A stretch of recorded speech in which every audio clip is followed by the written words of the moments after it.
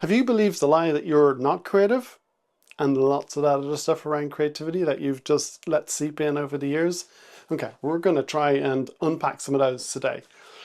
I'm Riley, and I have been coaching and guiding creatives and professionals for the past 15 years plus to help them connect to their creativity and live more in line with their values so that they can feel the benefits of all of that creativity throughout their lives, their relationships, and into their careers.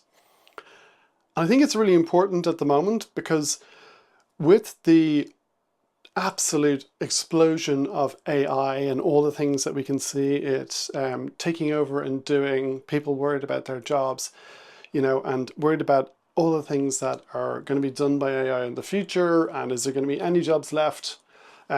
It's really clear that employers, hiring managers, and HR are really prioritizing people that have creative thinking and problem solving skills, because that's where humans excel.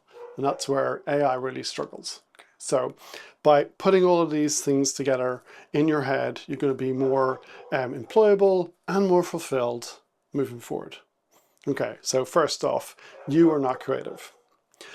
It's probably not that you're not creative, it's probably that you think creativity just lies in the realms of the artist and the designers. So those people who have a job, that means that they get paid to be creative. Okay, and how this came up for me was I was actually having a conversation with a client of mine who's, a data analyst. So it doesn't sound particularly creative, but he was saying that over time his role has been changing, and he was hands-on. It was very, in the work, doing the work, and actually engaging with problem solving and like putting things together, and it felt quite creative. But over time, as he's advanced and gotten into new realms, it's kind of more leadership and dealing with different kind of parts of the business. So it's gotten less and less creative. But at the same time, his family's grown. He has like kids and responsibilities around the house, so he has less time to actually to pursue those things. It was really interesting because he said he hadn't really considered himself creative until he saw one of my videos. But when we talked about it, he has DJ'd, he used Ableton to make music, he's really passionate about making food. He's even gone to culinary school here in Ireland at a world famous school down in Ballymaloe. And after he talked through all of the realms that he said, "Oh, I'm not creative." I was like, how dare you say you're not creative? You're so creative. But yes, maybe his job title doesn't sound like he is. But all of those things that manifest in him, all those things that are important to him, show up when he goes to work, when he's faced with the problem, or the team's trying to figure something out. We show up with all of those things. Don't compartmentalize ourselves our lives between what we do in the evening to be creative and what we do on Monday morning when we get to the office. They're not. We're still the same person. This isn't severance yet. So I just really think that idea is really unhelpful. So he is creative. And now on the flip side, I'm married to an amazing artist, but she doesn't get to be creative all the time. She has to run a business. She has to run her website. She has to pack her orders. She's got to create and manage a social media account and grow a following and do marketing and generate business. Same as me, we've got a busy house with 2 kids, 2 dogs to keep going. So like the amount of time that she actually sits down and does creative work is really much smaller than you would actually think for somebody who has a job title as an artist, as a creative. So it's all about perception, and it's all about balance. And I really believe that every human being is creative. The way you take a recipe and adapt it to your preferences, the way you choose to color or furnish your house, how you arrange flowers or the books on your shelves, like all of those things, all of those choices are creative, and their personality, and your personality shines through them as well. So I just think there's so many ways in which you can just unpack that. I think related to that is a myth that creativity is a gift that you're born with. Now, I really believe in this idea of the fixed and the growth mindset. And I think if you continue to think that creativity is only for those that are born with it, you're absolutely going to limit yourself. But I think it's much more closer to like that quote from Picasso where he said, every child is born an artist. The struggle is staying an artist as they grow up. And I do think that creativity is just like a muscle. If you don't go to the gym to train it, or for me, I'm a runner, if I don't go out and run, if I don't go to the track, if I don't keep up those reps, then yeah, you do lose it. Your fitness does drop off. But it doesn't mean that you don't have the potential and possibility to get there. You can get there and you can do it. That's why there's so many people jumping on couch to 5K or signing up for half marathons and marathons and putting themselves through the paces to strap on their shoes, pull on their shorts and t-shirts, then get out and do it. And I think it's really important for us to remember that creativity is very similar.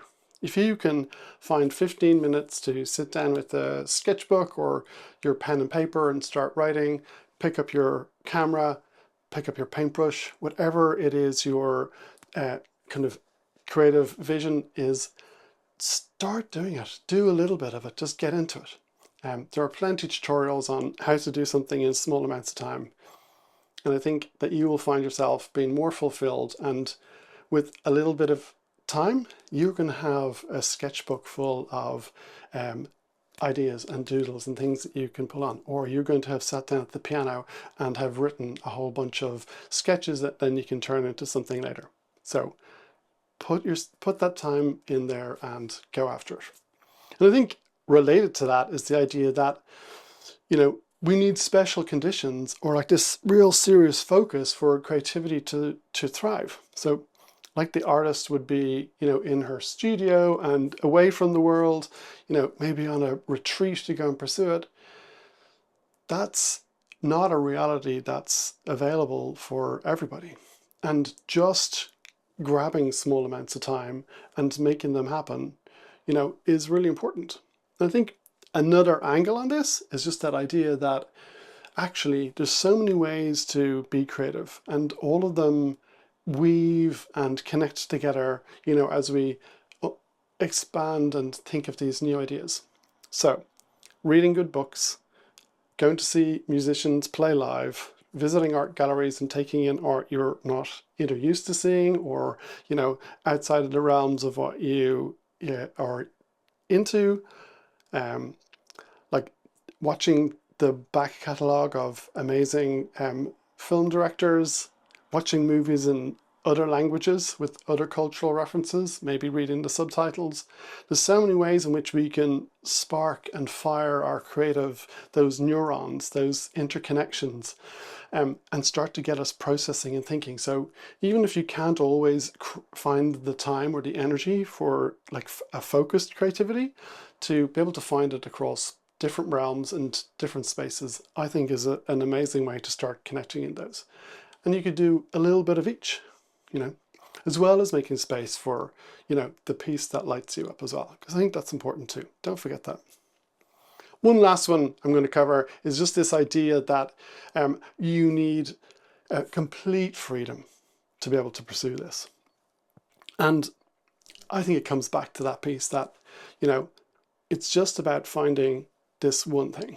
Like, I regularly say to people who are struggling with, oh, if I had X, Y, or Z, if I had the time, if I had this new tool, if I had this piece, remind them that the first thing that happens when anyone goes to our college, you know, or any of the creative pursuits is everything's reduced down to the first principles, reduced down to the smallest, you know, most easily accessible way that's possible. So if that's art college, it's going to be mark making. So that could be charcoal or a pencil. It could be a paintbrush with one color and putting that on the canvas.